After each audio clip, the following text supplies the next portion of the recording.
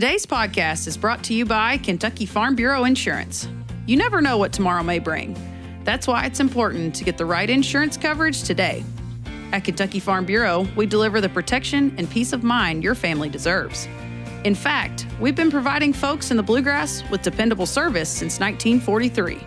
To request a free quote, find your local KFB insurance agent at mykfbagent.com. Kentucky Farm Bureau, big on commitment. Hey, Matt, how's it going? I'm really, really good. But let's be honest, you don't want to see me. You get to see me enough. I'm not here for you. But we're here for someone else. The man. He shows up every once in a while. He's a gem in the agriculture world. It's Tim Thornberry. Timmy! I'm not the Jim, I'm the Tim. The Jim Tim. I'm the featuring Tim Thornberry. Do you know how many people asked for you at AFBF? They were like, where's Tim? No matter how small your face might be on our flyers, they're like, where's Tim? Where's Tim? Well, it's good to be missed. Yes. You know, I was having a real hard time walking during AFBF, so they decided You were just crippling in despair because you weren't I there? have a torn meniscus. Yowzers. Meniscus. That's fun. Yeah. How'd you tear it? Tell us that story. Well, you know, I think it was mostly because my meniscus is old. Oh, what a shame. That's not very fun. You should have said you were like balling out at the local rec gym. Yeah. You know, playing basketball. We were Yeah. up 20, and they told me to come out, and I said, not today, boys. And I tweaked my knee. You know, I was on Being a meniscus. I was on the last leg of that big marathon when my knee blew. Yeah. You got to say something like it's more tough like that. Yes. So, got a funny story to share. Yeah. So I'm going to physical therapy, right? Oh, yeah. So I'm in there the other day, and a lady walks in, an older lady, and she looked very familiar. And I heard someone call her by her first name, and she walked by me, and I looked at her, and I said, "Hey, are you such and such?" You know, I spoke her whole name, and she looked at me, and she said, "Well, yes." I said, "Well, you probably don't remember me, but you were my math teacher." And then it her eyes, you know, oh, yes. You're that I remember you. I said, I wasn't a very good math student. little Tim Thornberry. Were you not a good math student, or were you not a good student? Like, you have that look about you that you were probably ill-behaved. No. I just got to Not feel all it. the time. No, really. I was fairly calm, but just, you know, math. There's a reason you didn't become a mathematician, more a writer, right? Oh, there's a definite reason. But anyway, I also forgot that she was a yearbook sponsor, and she said, "Weren't you on my yearbook team?" And Redemption. I said, "Yes, ma'am." She said, "I am so glad that you were in there." And I went, "Oh, yeah, that's great." Yeah. You know? She said, "And I see that you are still writing." And I went, "Oh, a fan." Yeah. She forgot all about the math thing, I guess, you know. But I wasn't very good at math. But I know people who are. Yeah, we all have talents, you know, and you shouldn't be doing the things you don't know how to do. Yes. And that's probably good that you're not in finance or the economics guy at Kentucky Farm Bureau, right? Oh, that's so interesting you bring him up. That's a real good thing. It's like he might be on this podcast today. Might be on the podcast. Yeah, I know people. You know, I learned a long time ago, when it's a subject you don't know much about, hang out with people that do know a lot about it. Right. We were talking about this before the podcast. We were talking about a lot of things before the podcast started. If you guys could only hear the ridiculous conversation. If you think these are bad, buddy. Yeah. But we were talking about people that are smarter than you. So I got to tell you guys, I have a theory of how to make people think you are smarter, and it's not just talking a lot, because I've been trying that for years. That doesn't seem to work. tit for tat. Here we are. I agree with that. They just stuck a microphone in my face now, and they're like, "Here, if you're going to talk this much, just make go it ahead. useful." Yeah. But so I got 2 bachelor's degrees. Okay. Well, because I was undecided. And I think I really just put the hyphen wrong. Like, I think you're supposed to put a slash instead of a hyphen. I wanted a double major. Yeah. Well, then they were like, "Oh, that's dual degree. You got to get 144 hours instead of 120. And I was like, okay. And then when they told me, they said, "I mean, you'll never be able to do that." And then I was like, bet. So then I did. Did I need 2 full bachelor? No. But do you know what I did when I got them? I stacked them in a frame. So people regularly come to my office and they're like, I didn't know you had a master's degree. And if they keep talking, I just don't correct them. It is. So maybe I do. I could be an MBA. I don't know. They don't ever walk over there and read it. They don't know that it's the same 4 years doing the same nonsense. It's a doctorate. Ooh. I could be a doctor. We'll just start calling you doctor and see what happens. I have a friend, and her last name was Pepper, and she became a dentist, and she's Dr. Pepper. Dr. Pepper, that's cool. And all we said the whole time, we were like, whatever you do, don't take your husband's last name. You can't do it. And she didn't. She's Dr. Pepper. Yeah, she's better. Yeah, you got to keep that. I really believe my entire life success has been based on putting good people around you, from who I married to the people that are on my team. Great plug for the wife. To the people you work with. Hey. She's not listening. Let's be honest. She's not listening to this. No, but I just think that's really important, And as a, I have my talents. I don't have others in getting smart people, and that's what builds a great team. And we've got a great team here at the Kentucky Farm Bureau, and we have a great guest because of that. We have a great teammate who's smarter than all of us. He went to like Purdue or something. Right? Yeah, Taylor's the man. He's so good. And he makes it, here's my favorite part. Everyone has met smart people that want to make sure you know they're smart. Not him. They're not my favorites. Yeah. Because if you have to make me know you're smart, one, I start questioning, how smart are you? Like, do you just see a sucker right here? And you're like, oh, she'll believe me. She knows no better. Or secondly, I don't retain anything you're telling me because you're using big words and I don't get it. Yeah. Taylor is not that way. Taylor actually would rather us never say he's smart. He gets very embarrassed that we say that. And he would rather us correct him every time we don't get it so he can try again. Like, he's a metaphor guy. He's a story guy. Let me make an analogy. And he works with me and Tim a lot, so he gets to learn how to dumb things down pretty often for us. Am I right, Tim? Well, I guess so, yeah. He is a pretty incredible fella. Yeah. There is a thing that comes out from our friends at American Farm Bureau called Market Intel. And it's always, it is just top-notch stuff about the farm economy, and it's just a lot of data, a lot of information. Well, let me tell you what, we got a market intel guy here in Taylor Thompson. Yeah. He is just that amazing with his knowledge and with the way he presents it. And man, the guys just saw that in a bag of chips. So what are we talking about today with Taylor? Because we talk about how great he is, but economics is a bit of a broad topic. So what did we dive into today? It is, a lot of things. Before we know it, while we're standing in 7 inches of snow right now, spring will be here before you know it. Mm-hmm. So we talked a little bit about how our farm families, some of the decisions they have to make and how they go about making them before they get into planting season. We talked a little bit about that. We talked a little bit about part of that decision-making got to do with on-farm storage, for instance, and Taylor explains a little bit about that. But one of the biggest things we talked about was the biofuels, I won't say issue, but topic. There's been a lot of talk lately about, corn ethanol and soybean biodiesel, and we talked a whole lot about that. And you know what? He made a lot of sense. It cleared up a lot of the mud that's in my brain, but, there's always a lot of mud there. But, just a smart guy. Yeah. Yeah, I think that the team that's being built, you credit to Renee, her team's really got, fills in a lot of gaps. You got people that are experts in certain things. They're all humble people. They kind of work with it, and then they're great resources. They answer the phone. If you got a question, they answer the email. They have things you can already be a part of and subscribe to. So Taylor's just one of those, and I think our listeners will like it today. So, all right. Well, without further ado, I'm Renee Carrico. I'm Matt Hilton. I'm not Dr. Tim Thornberry. Let's get rural.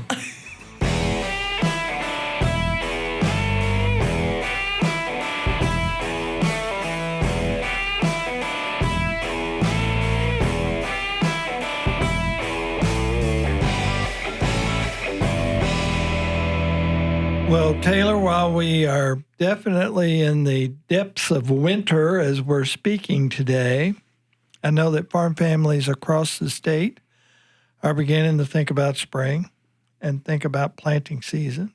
and thinking about a new crop year. I suspect they never stop thinking about that. And I just wonder if you've already heard anybody talking about that yet. Sure. Thanks for the discussion again, Tim. Yeah, it's that time of year where a lot of meetings are going on.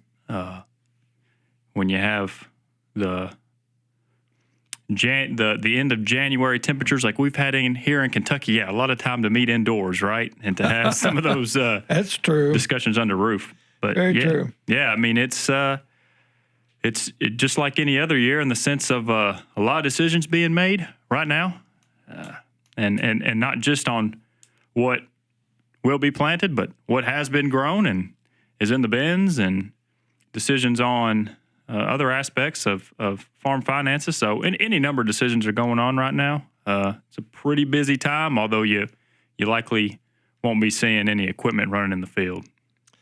I hope not. And I know this is a broad question, Taylor, but what are some of the things that these farm families are taking into consideration when they're planning for spring? Not necessarily this spring, but any season. Yeah, absolutely. There's going to be a number of factors that folks consider, this time of year as preparations are being made for the growing season. One of those being, what are the rotations looking like? So for our folks here in Kentucky, planting corn and soybeans, wheat and canola, right? How many acres are allotted to each of those commodities? What is that commodity mix? Another decision is for last year's crop that was harvested, what is the marketing strategy? How much has been sold? How much is to be sold, right, before harvest here in 2026? Those are some of the primary decisions that are being made. Other than that, you've got any number of day-to-day kind of operational decisions that need to be made in terms of what are those key components of the farm, right? From whether it be the equipment side or other managerial decisions that need to be made with how the farm's going to function. Come the real heat of the growing season, yeah, a lot of those things are being decided now, and getting equipment prepared and just doing all those things up front so that when it's time to roll, everybody's ready to go. Taylor, I know as more and more farmers have installed on-farm storage, more and more so. Do we know, I think last year I heard some discussion. I know there's some people right before harvest that were emptying bins. They were getting to their elevators as quick as they could because they had a new crop coming in. Yeah. Do you know whether we've had a lot of storage over the winter at this point? How full are those bins right now for a lot of people? Yeah, I'll share with you just kind of anecdotally. I'll answer your question this way. I think one way that can be helpful for folks who are in the business, who are farming, this is something that's intuitive. For those of you that may be listening that maybe aren't as familiar as this idea of storage, is when you have a commodity, right, and you store it, that gives you an advantage, right? The advantage to put that crop away when prices are maybe at point A, right, or at a certain price, to hold and to store for a better price later on in the season, right? A better day. Better day. That's exactly right. So as supply and demand plays out and as prices move accordingly, it gives that producer flexibility. And so you're always going to have that crop in the bins for times like summertime when prices may be advantageous leading up to harvest to sell.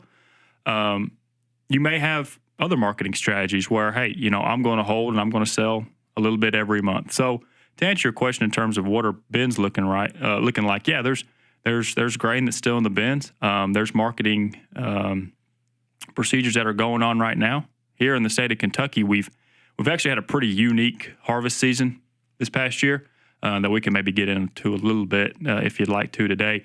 That's actually changed some of our marketing strategies this year. I say change. What I really mean is kind of provide a unique marketing landscape relative to maybe some other years. And that plays into how the growing season played out Kentucky relative to the U.S. more broadly. So like I said, we can chat about that a little bit later. But just to kind of comment on from the storage side of things. That's kind of how I frame it in my mind.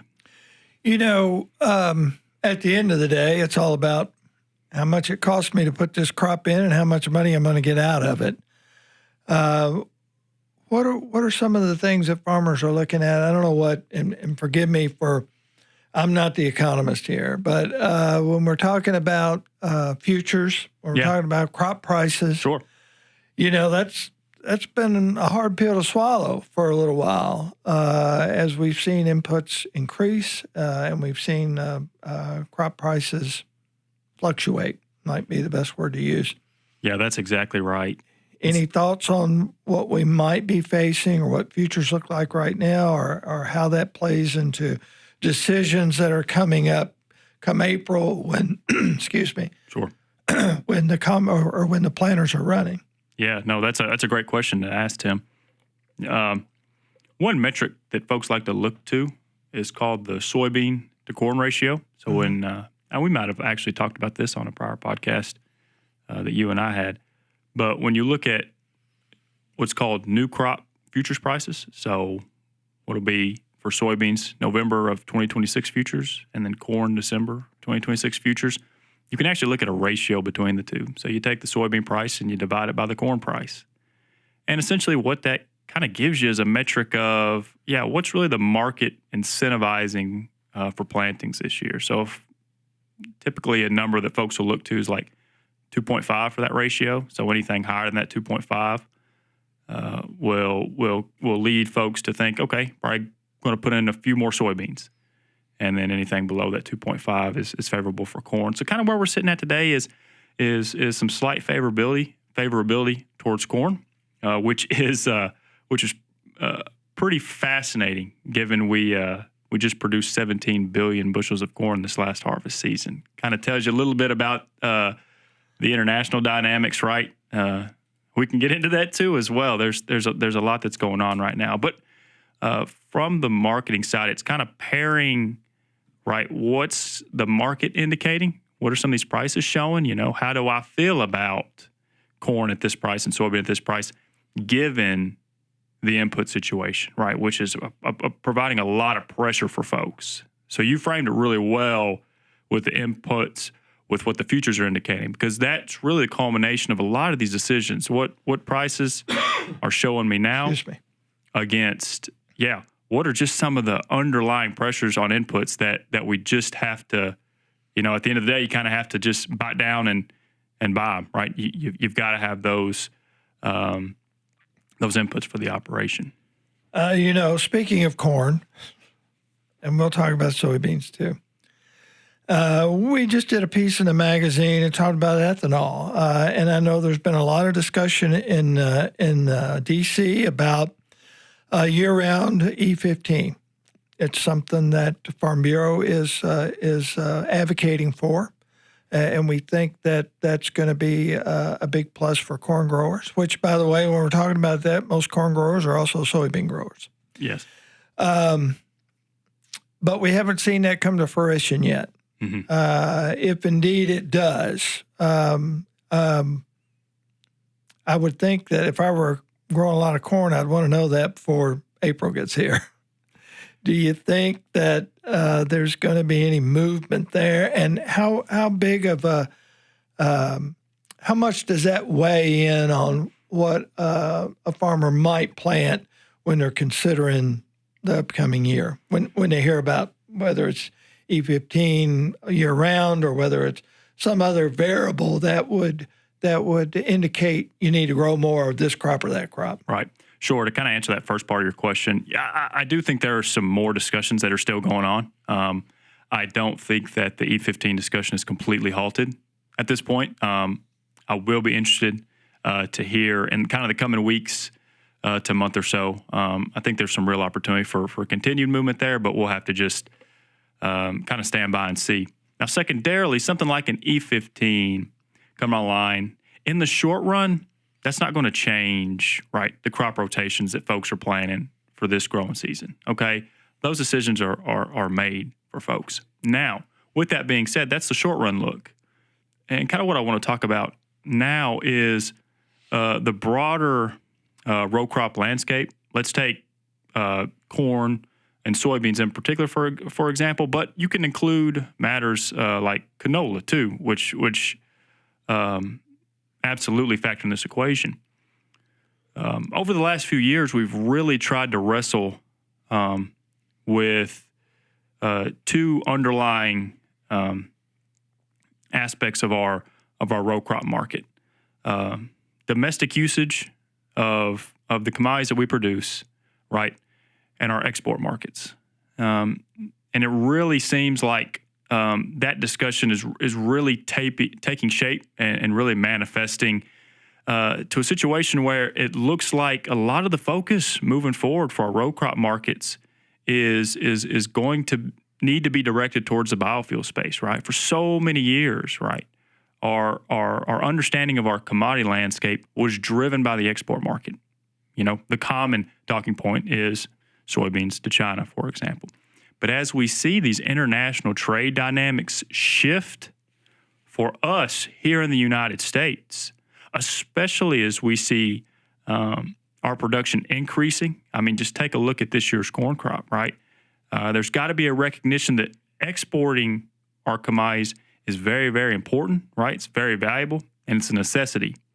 But perhaps the future of agriculture is going to be one driven by how we think about biofuels. How do we think about using, here in the U.S., the domestic consumption, how do we think about using our own commodities that we grow here in the U.S.? So those, as those two, market dynamics have played out over recent years, it looks like we're starting to take shape, and there's a great emphasis on biofuels.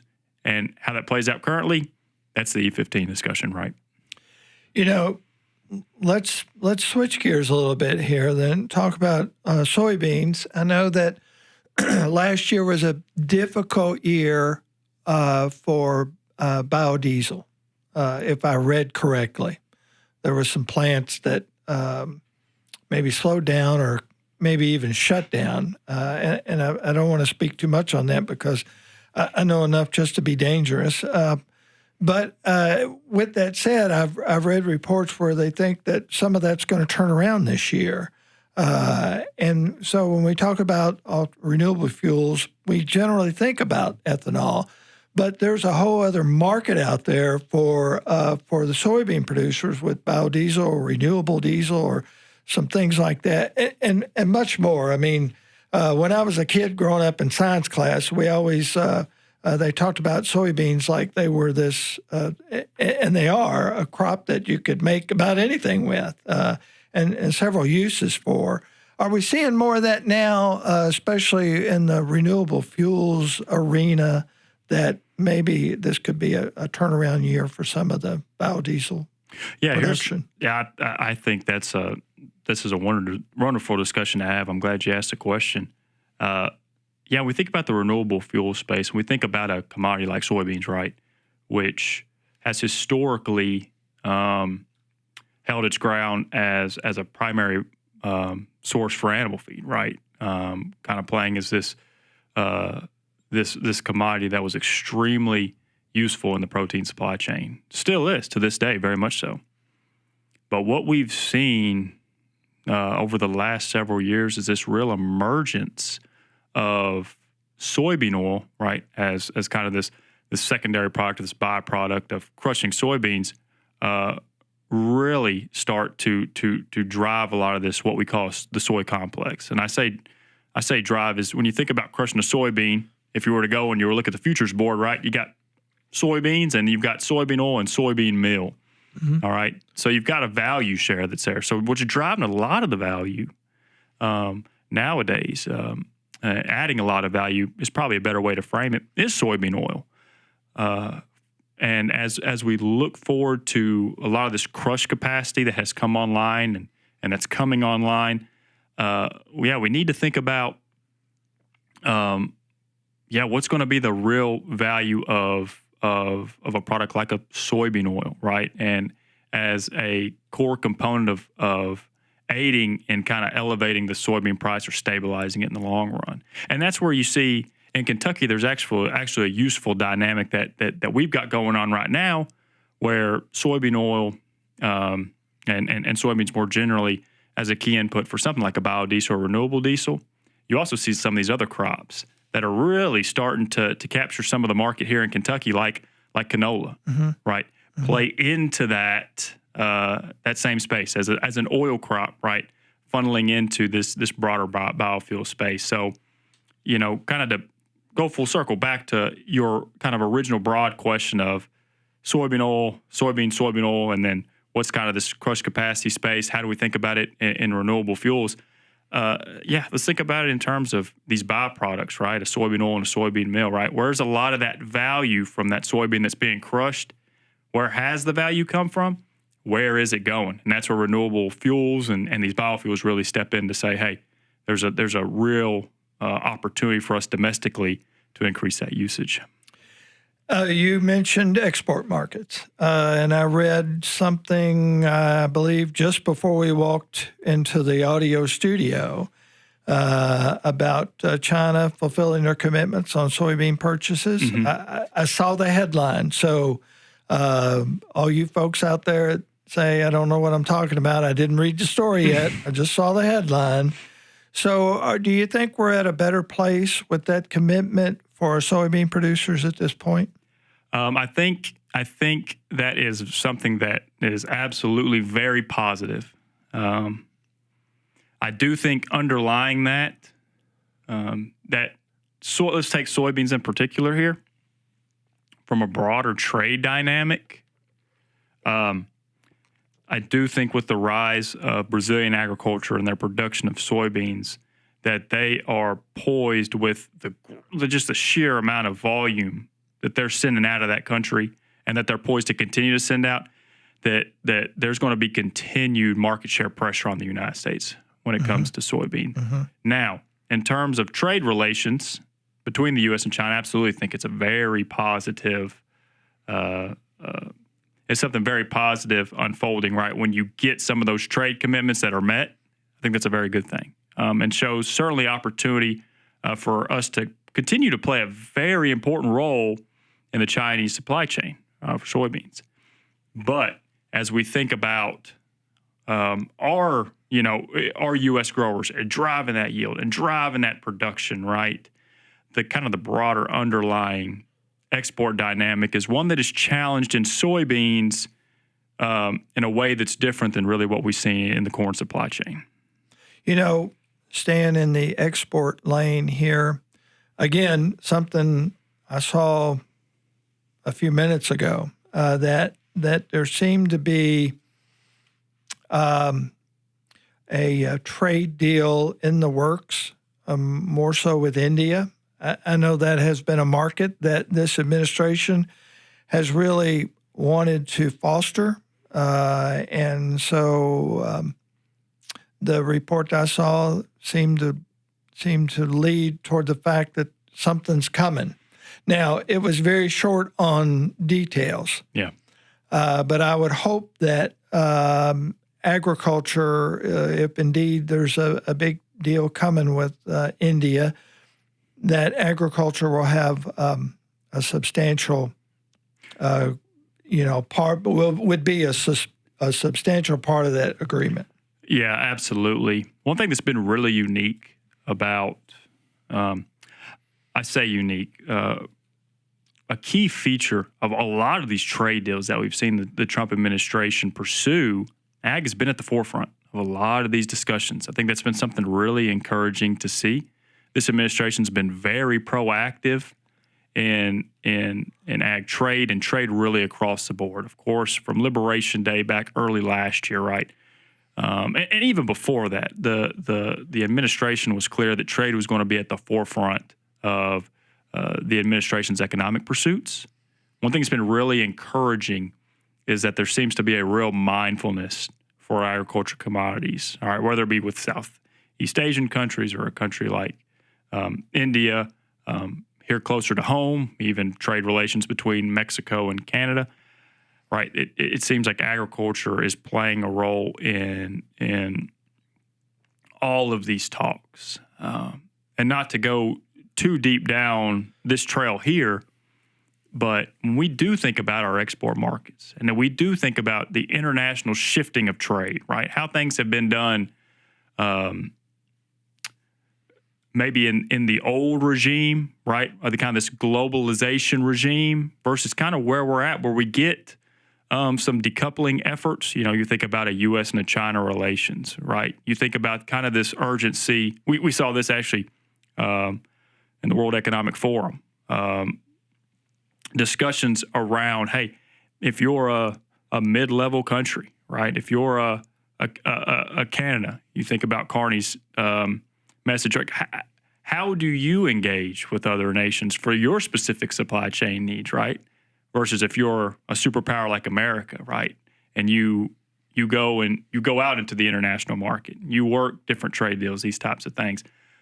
I bring that up just to say that for us in agriculture, these types of macro discussions and international macro topics are very important because ag gets lumped into the mix. So for in 2025, it seemed like every other day we were trying to chase down the next trade deal and see, oh, where does corn fit? Where does soybeans fit? Where does beef fit, right? You know, that's kind of part of this new regime, right, of international relations where depending on who the trade partner is and the commodity is, right, how do nations work with each other for more specified needs, right? And what does that look like where maybe there's not a primary trade partner, or maybe there is, but maybe there's also a few more in the mix, right? So it's pretty interesting to kind of monitor and very important for the ag community because like I just previously mentioned, ag's oftentimes front and center in a lot of these negotiations.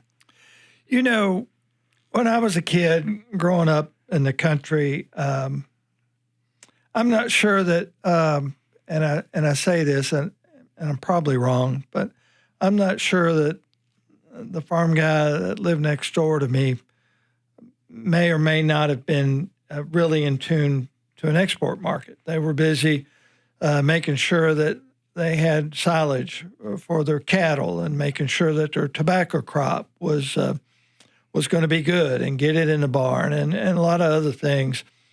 But, you know, our farmers today, they've got to not only be agronomists and be able to grow a really good crop, and they do a spectacular job at that. But they've got to be economists so they can, because they're working on such a thin line between profitability and not. But they also got to be aware of the world situation, export markets. Growing up, and you were a kid on the farm, did you ever think that that's the terms we would be thinking about one day? Yeah, no. I'll tell you, I'll be fully transparent. For me, it was, the cattle and the corn, it's got to go somewhere, right? But, you manage it, and then it goes. Yeah. And so, for a youngster like myself, that was about as far as my understanding went. Is it? Well, it's going somewhere. But no, I think you're exactly right. I mean, let's take a Kentucky specific example of this past growing season, where 2025, a lot of moisture, a lot of rainfall early on in the season. Okay. Historic. That's exactly right. Had a lot of our folks, right, a lot of our growers really chomping at the bit to get some of those crops planted early. And that turned quickly into, let's see if we can fit plantings in these tight windows without getting washed out. All right, so then we progressed through the season, in through June, July, August in particular, really hot, really dry, to where by the time we're harvesting, okay, and the USDA numbers reveal this, right? In Kentucky, we in particular stood out. Soybeans of note just really took a hit this year, right, in our yields. If you go out and you talk with any grower across Kentucky, and I've had the wonderful opportunity to talk to a number of them, the term for this past year was variation. Thought you were going to say something else. No, well, I was going to say, you get in one part of the field, or you get in one Oh, sure. different, and you've got any number of yields is what it's looking like. So for us, in the broader average, that really took our average down. Okay. Now, you once again going back to your original thought here of we have to think through this because locally, my basis, right, are positive though my yields may be down, but broadly speaking, futures are challenged, right? Because I can't just think about what's local to me. I got to think nationally and internationally. So we were seeing a lot of places the corn and soybean yields were really, really strong this past year. I mean, that really spoke to a big crop. So for our Kentucky growers, when it comes to marketing, that's a real challenge to think maybe my yields weren't where I'd hoped they'd be at. So I've only got so much available to market. But in other parts of the U.S., that number was really strong. And so basis might be, futures might be pressured. My basis might look good. When do I sell? When do I not sell? When do I hold? All of these decisions, right, kind of come together. And it's very difficult, but it speaks to the sophistication that's required at the farm level. Not only driving that yield, becoming more efficient on the farm, right, which is really core to marketing, is just being as efficient as possible on the farm, right, with your operation. But then also too, once we get to that point, when's the right time to sell? And that's the key question everybody wants to know. Mind-boggling is more the word that I would think of when trying to figure out this roadmap Very dynamic to get to, at the end of the day, profitability. So now, one thing we hadn't talked about, and to me, I love all crops. But I think there's nothing more beautiful than a golden wheat crop right before harvest and see a gentle breeze blowing through. Or something about that. I don't know what it is to me, but I've noticed. Kentucky on the surface may not be known as a great wheat producer, but really, I think we are. I think when we've had a great season for winter wheat, we will top out in that top 15, top 10 arena. And I'm not sure that the big wheat states ever thought Kentucky would be right there with them, but there have been occasions when we have. Have we noticed that wheat has become more of a part of the crop rotation, if you will? Although I know we plant that in the fall, and right now we are in a dormancy stage, I suppose, with all the winter weather. But is wheat become a major player for us? Yeah. Before I answer that question, you kind of painting the image of that wheat field. I was about to say, you should write a few articles in the magazine. Let me tell you what, there's been a few, and then a lot of people are growing it as two crops. They'll use it as grain, and then they'll use it also as wheat straw. Yeah. So it's pretty versatile to me. But obviously, I'm not out there growing it. I don't know the economics of it, right? But it seems like it's come along well and more of a player, if you will, in the whole crop arena, if you will. Again. It's been something here in Kentucky. It's been significant for a long time. When you have key markets in the state, right? In particular, I'm thinking about the southwestern portion of Kentucky for those growers down there that have a market to sell that crop into. It is a vital part of their operations. And wheat has played a key role in the state of Kentucky for a very long time. Now, with that said, that kind of introduces another unique question that for our listeners, something I might pitch out there for them to think on, is we've actually seen reductions over the last since 2024 in our wheat acres, here in the state of Kentucky. Now, that doesn't mean that the crop is any less valuable to our growers. One thing I'm keeping my eye on is just to see, do we continue to drop some of those acres in wheat? But not only do we drop those, how many acres of canola do we add? Winter canola in particular, as an option here in the state. Last year, we saw significant growth. Yeah, I think we had roughly, a report from Southern Ag Today stated that in terms of what was insured, I think we had nearly 25,000 acres in Kentucky that was insured. Roughly speaking, ballpark number. Broadly here in 2026, do we see, because this is a kind of a southeastern crop, do we see across the southeast, so you think about like a Tennessee and a Alabama, right? Do those acres increase over 100,000, And there's been ballpark estimates, 100 to 150,000 acres, right? Do you see canola, right, start to fit into that crop rotation with corn and soybeans too, right? And so you're going to have, as long as you have a key market like we do here in Kentucky for wheat, you're going to have that option there. And it's going to play a key role for those producers in the area. But something like a canola as well that provides some good diversification, a good other option, right, with another strong market just to the south of us. How does that dynamic really play out as kind of that third crop in a rotation, right? I think that's something for our listeners to consider and to think about. Well, I'm sure at this point they're thinking about it. So now the $50,000 question is: I know that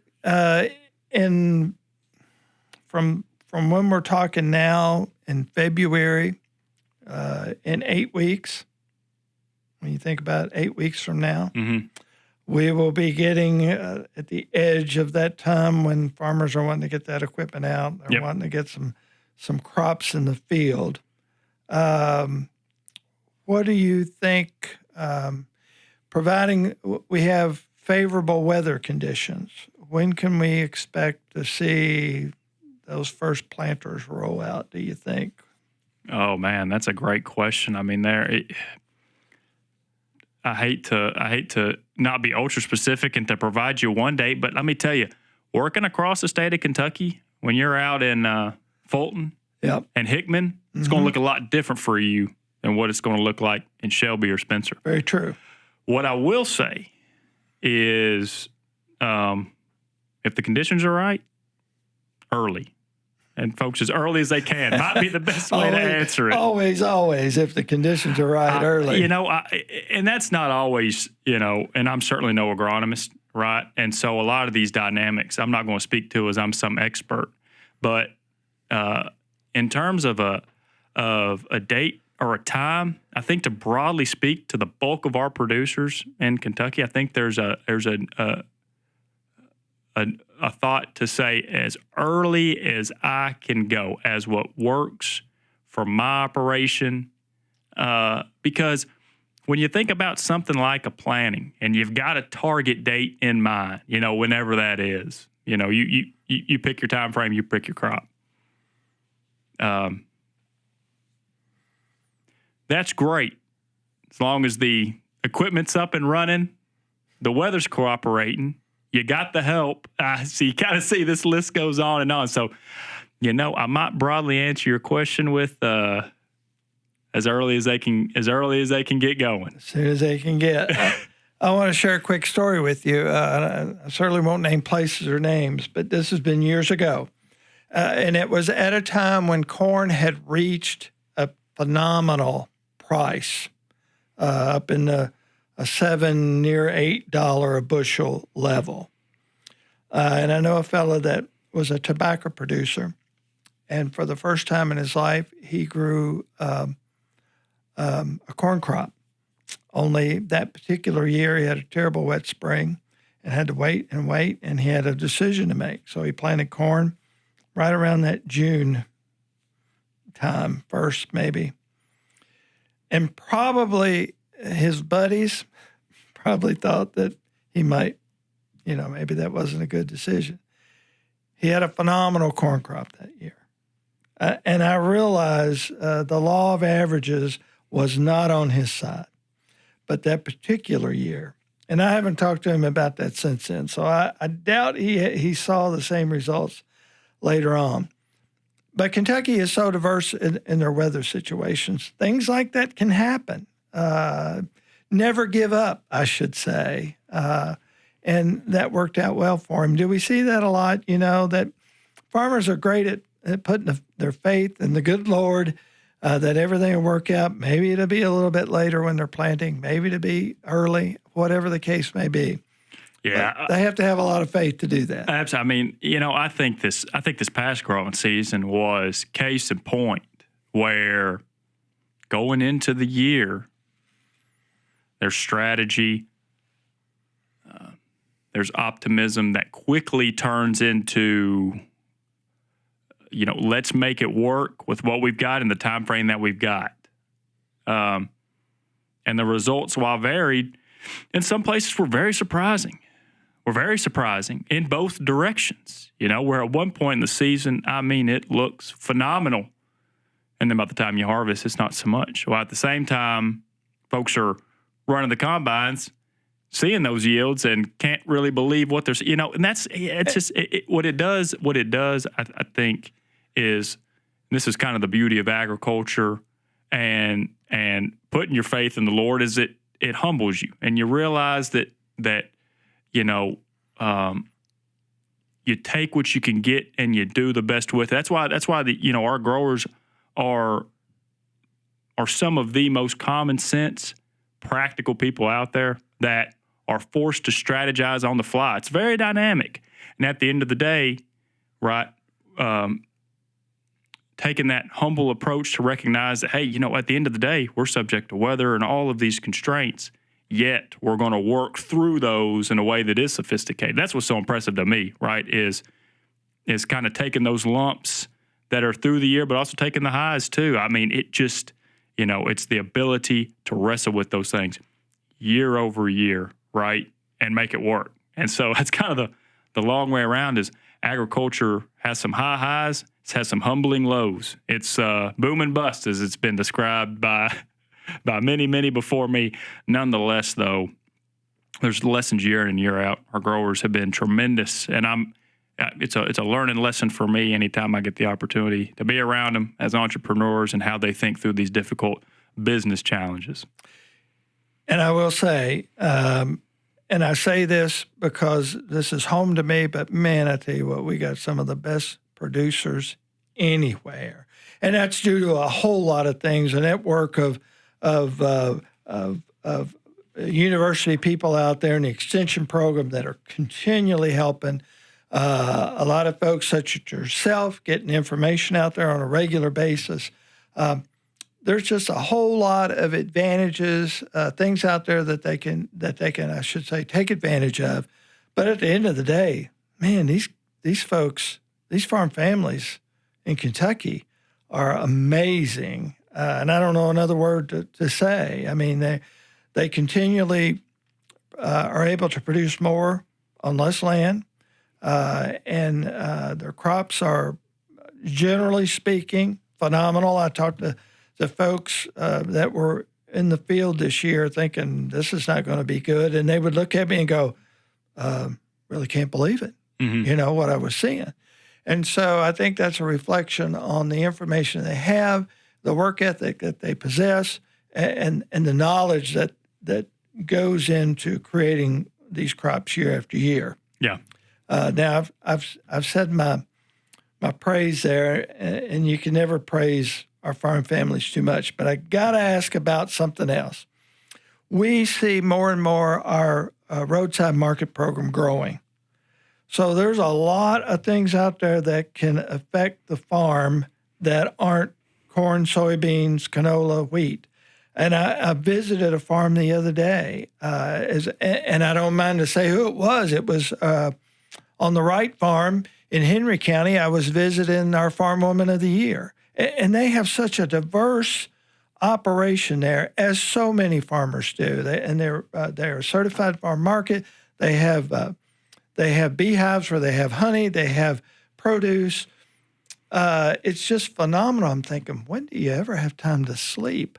So our produce growers, they're thinking too right now, because some of those early spring crops it won't be long before they have to start getting those planted. So before we close, let's give them a shout out and talk about where we are and what we can expect. Yeah, the Certified Farm Market Program, and Fran McCall leads that up here at Farm Bureau. It's one of the most unique and interesting components of Farm Bureau, because you really want to see some innovative business folks. Go and visit several of our farm markets. Think about for any of our listeners out there that might have a retirement account. All right, what's kind of, when you think about your portfolio investment, so to say, what word is important that you might hear from your investment advisor? It's probably diversification, right? Absolutely. You want to be diversified so that if something goes wrong, you don't want to have all your eggs in one basket. Heard that. So if we take a concept like that and apply it to the farm, that's where you can start to make sense of why folks do exactly what they do on the farm, okay? Because in the state of Kentucky, right, we'll have growers that'll span thousands of acres. We'll have some that may just be around 100 or less, right, 50 acres, okay? But they're farmers and producers nonetheless, okay? But to make that farm finance work, think about something like a diversification, because the ability to work off the farm and the benefits that come with that, right, to support the operation and to come home and to continue that work is just as much farming as anything else for those producers. It's a way you diversify your financial portfolio, right, and your revenue streams to make it work. And what is so cool is those farm markets and how people are doing that. Now that's not the farm market for folks. We have very large operations that is the business, right? Sure. For others, it's a part of their diversified portfolio. And that's what makes agriculture so interesting to follow, is from Pike County, right, all the way out to Hickman or Fulton, you get folks that are trying to make it work in all kinds of different ways, right? And part of that is diversifying that portfolio. Maybe it looks like something traditionally we think of as corn, soybeans, and wheat.